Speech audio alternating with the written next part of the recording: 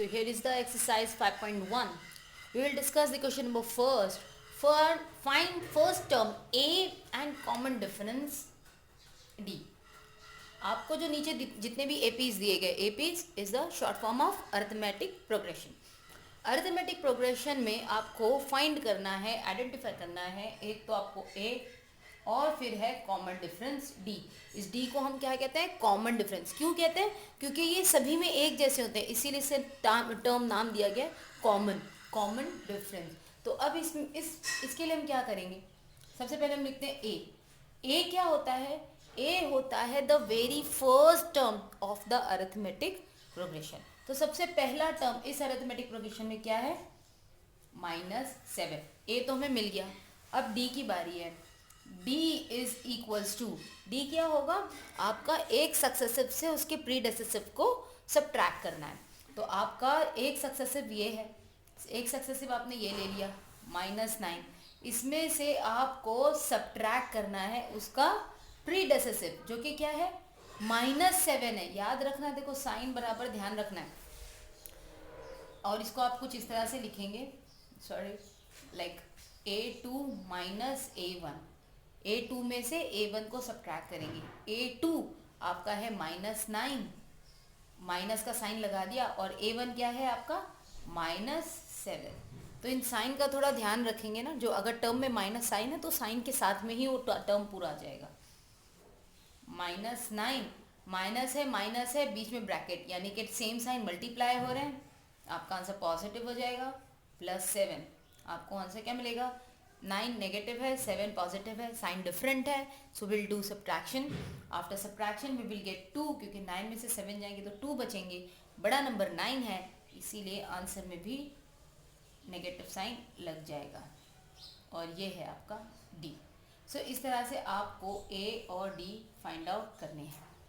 Okay, let's talk about this. ए तो हम जानते हैं the very first term of the arithmetic progression, so it is 1.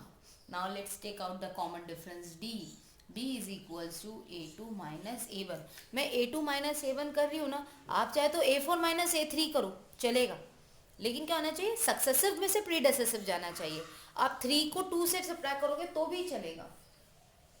So let's take a2 minus a1. अब यहाँ पे देखो a2 कौन सा होगा? आपका 1/4.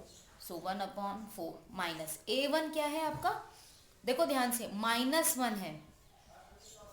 Okay, so let's do 1/4 minus and minus, it will get plus. अब क्या होगा? 1/4 में 1 ऐड करना है, नहीं ऐड कर सकते हैं. क्यों नहीं ऐड कर सकते हैं? क्योंकि ये तो एक फ्रैक्शन पार्ट है और एक ये है होल पार्ट. और ये होल पार्ट है. एक फ्रैक्शन को जब तक हम ऐड नहीं कर सकते हैं जब तक उनके डिनोमिनेटर सेम ना हो. अब देखो इसका डिनोमिनेटर कुछ नहीं है, यानी कि 1 है. इसका डिनोमिनेटर 1 है, इसका 4 है, तो हमें एलसीएम लेना होगा, है ना. और एलसीएम आपका जब आप लोगे तो आपको क्या मिलेगा? 4. सो दैट मीन्स यहाँ तो 4 है ही, इसे तो कुछ करने की ज़रूरत नहीं है. लेकिन यहाँ पे इस डिनोमिनेटर को मुझे क्या बनाना है? 4 बनाना है.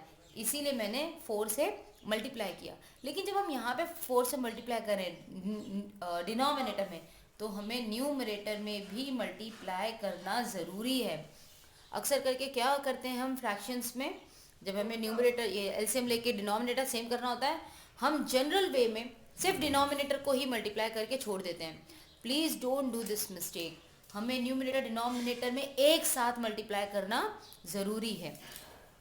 So after this let me just make it over here.